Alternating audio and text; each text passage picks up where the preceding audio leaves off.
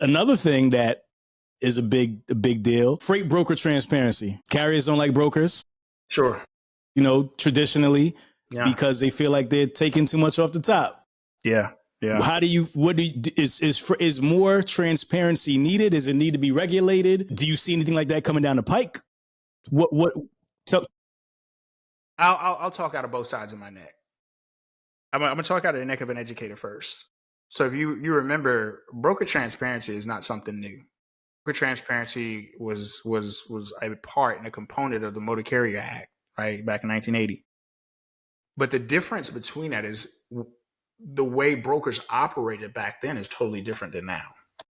So what happens is that they created an act, a regulation, without the foresight on where the business would be 40 years from now. So you got to remember back then. So Rahmel, back then it was like what, like 3 or 4 brokers. So when you think about that, you had American Backhaulers was one of the major brokers back then, and that was it. So it wasn't all of these brokers and all. It was very, very, very, very small where the carrier really dominated. But you got to remember the carriers that dominated were very few as well. So you didn't have a 1,000 carriers, and you didn't have 50,000, 60, 75,000 brokers either. It was a much more smaller scale business environment. So when you look back at the way the transactions were back then, it was different.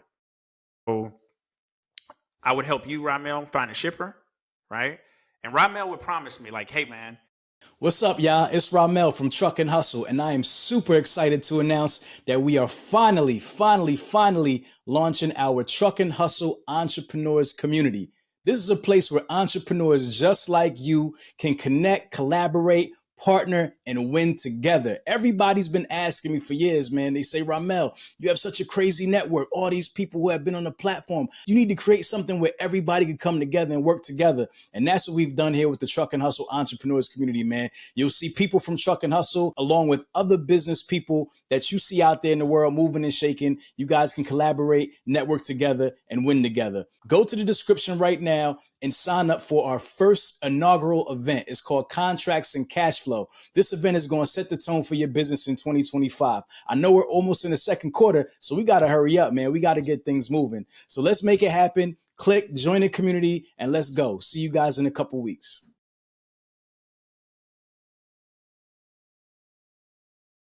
Yeah, Adam, this is what we're going to do. And I'm going to give you an example on how broker transparency worked back then. So it's like an affiliate agreement, right? So let's just say I partner with Truck and Hustle, right? And every time I say Truck and Hustle, you tell me, Adam, I'm going to pay you $100 for every time you say Truck and Hustle, and then they pay me. Okay, right? So every time I say Truck and Hustle, and you get paid off of it, where they say, hey, I heard Adam said something about Truck and Hustle, man. Oh, yeah, I got you. I'm send you $100. That's right. But the only way for me to know how much you owe me is what? Is you would have to tell me. I would have to trust you to tell me that, right? I would have to say, hey, Rahmel, man, I'm tired, man. I didn't say Truck and Hustle like 1,000 times last month. How much I make last month? It's the honor system. Yes, the honor system. So you're like, oh yeah, we only had like 3 or 4 people that converted. So yeah, I'll give you $300-$400. I'll get it to you. But it's all based on that. That's how the freight transactions worked back then. The difference now is that instead of me wondering what that looks like, it gets posted and then you as a carrier accept it. So like from a business perspective, and again, I'm talking out of one side of my neck and I'll talk out of the other side of the neck in a minute. I got to educate you a little bit. And you always have people that are, but, okay, I get it. But as a business owner, when you go into an environment, we're in a capitalistic environment. Capitalism is real, right? So that's exactly what we're doing. Like, okay, if I don't want to do business with Rahmel, then I just say, you know what? I don't like your terms. I'll go do business elsewhere. I don't need to know how much you make in order for me to discern, like, okay. Then I've had the opportunity of actually working behind the scenes in freight sales. So I used to quote shippers and the whole nine. I did that before. I had an opportunity to work that lifestyle too. The amount of work that goes into securing a direct requires a lot of work, a lot of follow-up. Sometimes it might be 7 or 8 times where you have to visit a customer to get them to trust you. They're saying, hey, you know what? I know a couple of guys that got trucks. You got freight. Here, let's work together and make a move. And a lot of people think it's like simple. And I'm talking all of these points out because I'm gonna I'm gonna get to my big We're point. creating some empathy here. I Yeah, like it. I just want to talk about it. Yeah. So it's a job. It's sometimes there's thousands of calls that you got to make in a month. You get hung up, the whole nine. So when I hire a broker, I'm hiring a service provider, right? I'm hiring a service provider to make it easier for me because I ultimately either A, don't want to do that. I'm not about that life, or B, I just, it's just easier for me. By me doing that, there's a cost that is associated with that. As long as if my break even point's $2 a mile, and I'm just going to just say $2 a mile, so don't do that. If my break even point's $2 a mile, and I said, hey, Ra, I want to make 20%, so I got to get 240. Ra's like, nah, man, we're going to pay you 280. And then all of a sudden you say, well, man, Ra got like $4 on that. That's not fair. Is that truly not fair? Is it weird? Is that where we are? So that's the left side of my brain that talks, that says, hey, let's peel it back, right? Let's peel back the history behind it, why it was put in place. It was put in place, like you said, it was a trust item, right? It was put in place for that small environment. But Carter had no idea that this thing was going to blow up 40 years later, to be when deregulation would create just a tremendous entrepreneurial flood of entrepreneurs out here. He had no idea. That wasn't what it was designed to do. And so there's a thing that, and I remember when I was working in freight sales, there's times where I had like that much margin on it. And there's times where I had that much margin on it, but it all kind of balanced out, at the end. There's some that you win some, you lose some, just like on the spot market. And you have to account for that. From a carrier perspective, I can understand where transparency would make me feel better. It might not make me negotiate better, right? Because I think that when it comes down to a rate, if I knew if Rahmel said, hey, you know what? I'm gonna sell you my house, man, and I'm selling you my house for $800,000. This is what I'm selling it for. Right? This is what I perceive the value of that house. That's what I'm selling it for. And I say, you know what? But you've got 848 on it. You added an additional 6% on that. No, I mean, that's your choice. And that's not going to make me negotiate better, right? So a lot of times when it comes down to it, if only 10 to 15% of the freight that's on the market is the freight that we're fighting to be transparent about, we're fighting to see this transparency behind that. Is that really going to make me a better negotiator if I knew about it? For some, it might. For some, it might make me feel better because I say, okay, well, I see that number. But ultimately, let me tell you what the bad part about it is, though, Rahmel. And I'm going to tell you.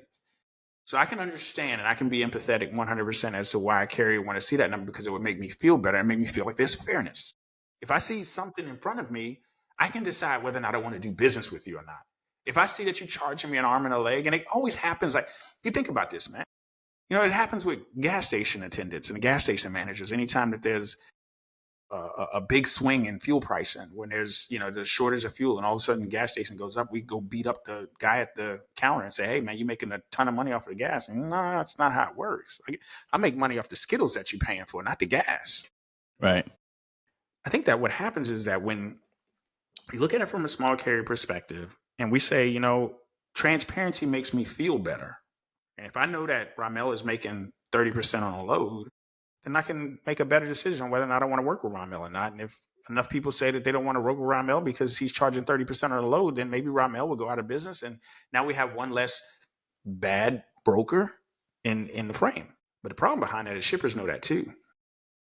So if a shipper sees that, you know what, there is somebody that can do it cheaper, there's a broker that provides services cheaper, then we're going to shift and aggregate our supply or our demand with a broker who can move it for cheaper. Because ultimately, on the logistics side, when I had the opportunity to build out a 3PL, the biggest thing that was empowered behind our team was to ensure that you keep shipping costs low.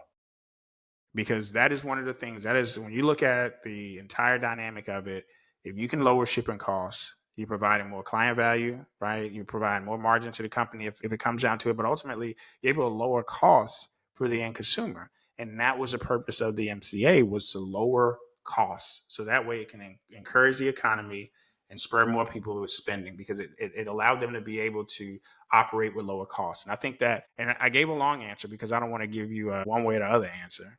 But I want to educate folks that, there's two sides of it. And I think that when it comes down to it, think about it like this. As a motor carrier, don't try to ride out on the sunset as thinking that that's what's going to fix your business, because it's not. If you got high operational costs, you got high, obviously you got high operational costs. You're not running your business the right way. I don't care how much transparency you got. You're going to be one of the people fall in 90%. If you need to get better at negotiation, because you know what, you get on the phone and you can't negotiate, because you get on the phone and you take the first rate, then get better at negotiation. If you need to get better at saying, hey, I need better load options, build your relationships up to where you don't have to go on a load board. You don't have to trust a broker that you don't know. Build the relationship up. If you don't want to deal with brokers at all, then understand the sales part of it and get better as a salesperson, because ultimately your business is going to count on you as that salesperson, and start selling your own services and stop believing the myth that you can't do it. So is transparency the answer to an influx of success? No, because what I'll tell you is this, and I'll get off of that. What I'll tell you is this, within failure in the human environment, human nature, failure always spurs success. So the more people that fail, the better that others are going to have to see the fruits of the labor in that perspective. And it happens from a safety side. And I hate to say it, with truck crashes, plane crashes, things like that, it spurs better innovation around safety and better practices around that. When people fail in the trucking industry, it creates success for the ones that succeed, because now they're benefiting from the fruits of the demand. They're benefiting from the onset of additional product support there. So ultimately, man, I think that transparency as a buzzword is what everybody's looking for as a smoking gun, but you only hear it when rates are bad. And that's where you have to be very, very careful behind it. So I would say that, hey, if you feel like, exercise your rights, exercise your voice, let your voice be heard. I enjoy the commentary. Everybody's going to have their opinion. You're not going to get it one way or the other on my standpoint. My biggest thing is that I want you to be better as a business owner. And if you think that transparency is a smoking gun to make you successful in business, it's not. Yeah, man. Hard pill to swallow. I'm sorry. I'm going to keep it real. All right, y'all, listen, I'm happy to announce that we finally launched our YouTube memberships. Listen, if you want to support Truck and Hustle for all the hard work that we've been doing over the past 5 years, this is where you need to be. As a part of our memberships, number one, you'll get exclusive access to all of our archive content.